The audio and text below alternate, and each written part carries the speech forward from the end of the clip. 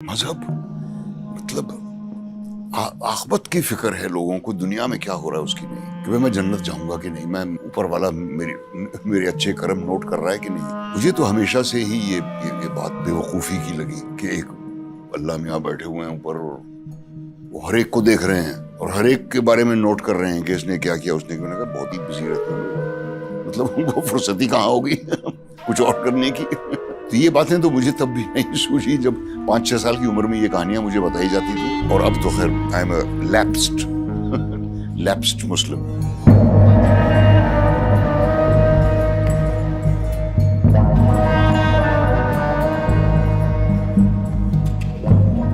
जी भाई। अस्सलाम वालेकुम वरहमतुल्लाह। वालेकुम अस्सलाम। जी जी साहब, 2 साल से आपको सुन रहा हूँ, बट आज एट लास्ट आपसे बात करने का मौका मिला है। तो मैं ये पूछ रहा था कि कंसेप्ट ऑफ गॉड के बारे में था कि आप कहते हैं कि जो गॉड होता है, जो जितने भी आपने डेफिनेशंस रखे हैं, एट्रीब्यूट्स रखते हैं कि वो ओमनीपोटेंट होता है, ऑल पावरफुल होता है, एटसेट्रा एटसेट्रा।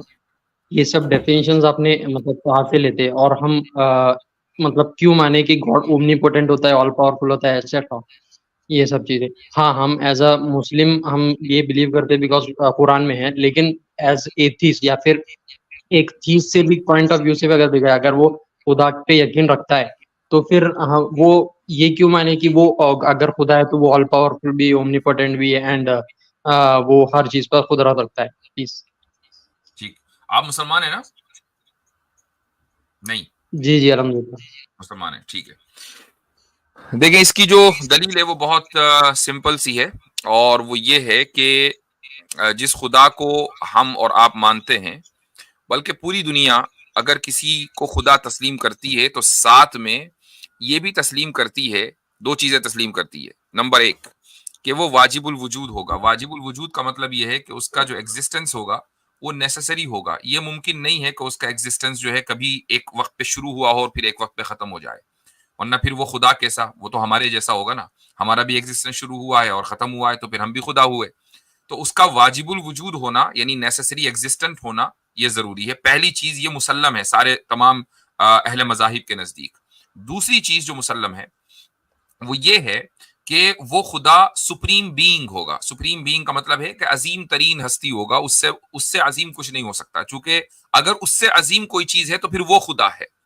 क्योंकि खुदा जाहिर है कि वो है जिसने हमें वजूद बख्शा, जो इस कायनात को चला रहा है, पाल रहा है, तो उसका अजीम तरीन हस्ती होना जरूरी है। तो ये दो चीजें ऐसी हैं कि जो तमाम लोग इसके ऊपर इत्तेफाक करते हैं, चाहे वो क्रिश्चियंस हो, के मुसलमान हो, के यहूदी हो, या कोई भी खुदा को मानने वाला।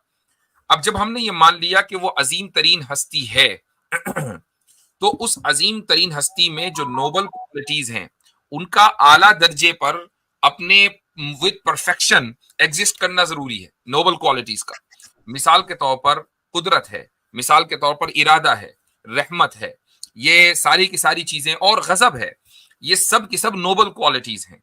ये इंसान के अंदर भी पाई जाती हैं। अब अगर अजीम तरीन हस्ती में भी कुदरत उसी लेवल की हो जिस लेवल की इंसान में है, अजीम तरीन हस्ती में भी रहमत उसी लेवल की हो जिस लेवल की इंसान में है, अजीम तरीन हस्ती में भी गजब उसी लेवल का हो जिस लेवल का इंसान में है, और अजीम तरीन हस्ती में इरादा और भी उसी लेवल का हो जिस लेवल का इंसान में, तो फिर वो अजीम तरीन कहाँ रहा, वो तो हमारे जैसा हो गया। तो इसलिए खुदा जो कि अजीम तरीन हस्ती है, उसके अजीम तरीन हस्ती होने के लिए यह जरूरी है कि ये तमाम की तमाम सिफात उसके अंदर बदरजा अतम मौजूद हों। तो कुदरत अपने अपने परफेक्शन या अपने अपने पीक पर उस वक्त पहुंचती है जब उसको हम कुदरत कामिला यानी एब्सोल्यूट पावर बोलते हैं, ऑल पावर बोलते हैं। तो इसलिए खुदा का ऑल पावरफुल होना जरूरी है। उम्मीद है कि समझ में आया होगा। जी जी, समझ में तो आया। लेकिन अभी आप कह रहे हैं कि खुदा अजीम तरीन शख्सियत है, मैं मतलब अजीम तरीन हस्ती है, सॉरी। लेकिन अजीम तरीन हस्ती, ये डेफिनेशन कहाँ से आया कि वो अजीम तरीन हस्ती है? अब समझो, अगर मैं ये बिलीव करता हूँ कि खुदा है, हो सकता है वो खुदा है लेकिन वो अजीम तरीन हस्ती नहीं है। वो मीन्स ऐसे बहुत सारे लोग हैं ना जो समझते हैं कि खुदा सिर्फ है लेकिन उसका ये काम नहीं है कि वो ऑल पावरफुल है, उसको पूरा यूनिवर्स को गवर्न करना उसका काम नहीं है। वो सिर्फ समझते हैं कि हाँ है। तो दो इसका अलग चीजें हैं। अजीम तरीन हस्ती नहीं का नहीं, दो ये अलग कहाँ से चीजें आया? हैं। एक तो ये है कि खुदा, जो लोग खुदा को मौजूद मानते हैं, लेकिन वो ये कहते हैं कि खुदा का ये काम नहीं है कि वो यूनिवर्स को चलाए, तो उनको डीस्ट बोला जाता है, ये डीइज्म है। वो भी खुदा को अजीम तरीन हस्ती मानते हैं, फॉर योर काइंड इंफॉर्मेशन। अगर आपका सवाल ये है कि हम ये कैसे साबित करते हैं कि खुदा अजीम तरीन हस्ती है, तो इसकी बुनियाद इंट्यूशन है। इंट्यूशन समझते हैं? सॉरी, क्या बोले? इंट्यूशन, इंट्यूशन समझते हैं? जी नहीं। अच्छा।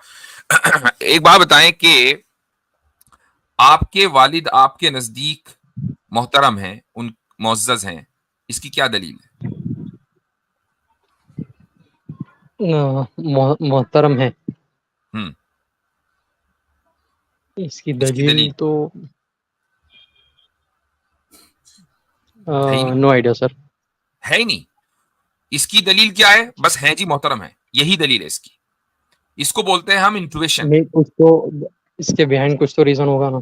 कोई रीजन नहीं, बस आपके वालिद हैं, उनका वालिद होना ही उनके काबिल एहतराम होने की दलील है, और हर एक का बाप उसके नजदीक काबिल एहतराम है, इल्ला ये कि वो बिकॉज उन्होंने औलाद ही बचपन शैतान में हो। बचपन में हमारी परवरिश की, उन्होंने बहुत सारे मतलब स्ट्रगल किया हमारे लिए, भाई इसलिए वो क्यों किया? हमारे लिए बाप थे ना, मोहतरम है। इसीलिए किया। अगर बाप ना होते तो क्यों करते? इसका मतलब असल बाप होना है। अच्छा, किसी और ने ओके। क्यों नहीं किया? आपके चचा ने वो स्ट्रगल क्यों नहीं किया नहीं जो आपके वालिद ने किया? या पड़ोसी ने करते क्यों ना, नहीं किया? मीन्स अगर मुझे कोई और अडॉप्ट करता एज अ मीन्स कोई और अगर मुझे अडॉप्ट करता तो वो भी शायद मेरे लिए स्ट्रगल करता। अगर उसने मुझे अडॉप्ट किया है तो वो भी मेरे अडॉप्ट शायद करके बाप मतलब बनता एक। ना। अडॉप्ट करके किस रोल में आता? बाप के रोल में आता, चाहे वो बायोलॉजिकल बाप ना होता, लेकिन वो बहरहाल ये कि एक बाप तो बनता मुआशरे की नजर में। तो जैसे ही वो बाप के रोल में आया, अब उसको स्ट्रगल करना है। इसका मतलब ये है कि बाप होना ही काबिल एहतराम होने की दलील है, इसके अलावा कोई दूसरी दलील है ही नहीं। बस बाप होना ही काफी है उसके काबिल एहतराम होने के लिए। इसको बोला जाता है इंट्यूशन।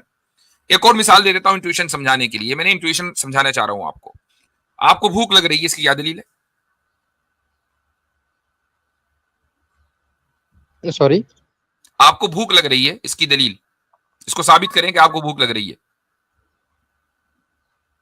ये तो मुझे फील होता है, मतलब मैं आपको साबित फील तो होता नहीं है कर ना, सकता मुझे आपको, साबित लेकिन करना है। मैं। मैं नहीं मानता कि फील हो रहा है, नहीं, वो तो पॉसिबल नहीं है। पॉसिबल नहीं है। आपको भूख लग रही है, बस लग रही है, मुझे मानना पड़ेगा। जी। इसकी कोई दलील नहीं है, यह है फितरत, इसको बोला जाता है इंट्यूशन।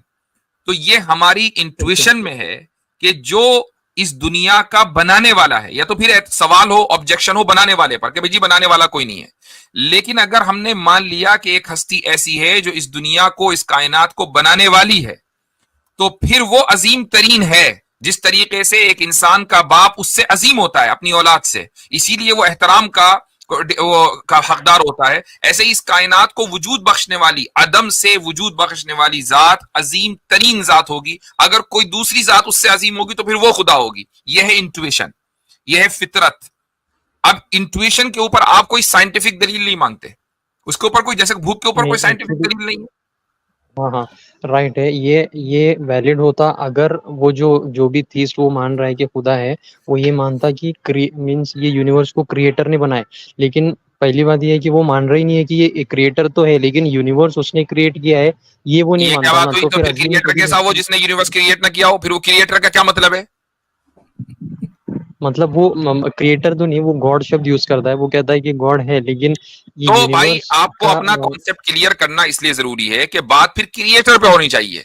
ये मत कहिए कि वो अजीम तरीन हस्ती। अभी आप इतनी देर से ये बात कह रहे थे कि जी वो क्रिएटर को तो मानते हैं लेकिन उसको अजीम तरीन नहीं मानते। अब जब अजीम तरीन साबित हो गया तो आप कह रहे कि नहीं वो क्रिएटर भी नहीं मानते, तो फिर क्रिएशन इस पर बात होगी कि वो क्रिएटर है कि नहीं, वो खुदा खालिक है कि नहीं। मैं कहता हूं कि अगर खुदा है तो वो क्या है, अगर उसके नजदीक खुदा है तो वो क्या है, वो साबित करे। अब आप बताएं, अगर आप उनको उनकी कुछ बातें समझ के आए हैं, सुनकर आए हैं, एक आदमी के नजदीक खुदा है, क्रिएटर नहीं, तो क्या है?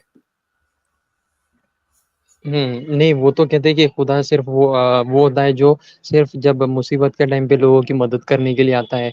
एंड अच्छा, बस उतना ही उनका कॉन्सेप्ट क्यों? रहता है कि बस जब क्यों आता है भाई? और फिर उसका क्या वो ताल्लुक, भी उसका यही क्या बोल। ताल्लुक है मखलूक से, कायनात से? उसने ना कायनात को बनाया ना चला रहा। भाई मैं एक बात हम्म, बताइए, युगांडा के अंदर कोई आदमी जो है वो मुसीबत में फंसा हुआ है, मैं क्यों भागूंगा उसकी मुसीबत में मदद करने के लिए? मेरा उससे क्या ताल्लुक है?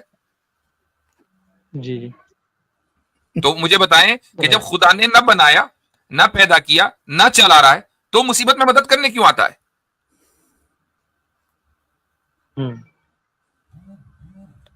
जी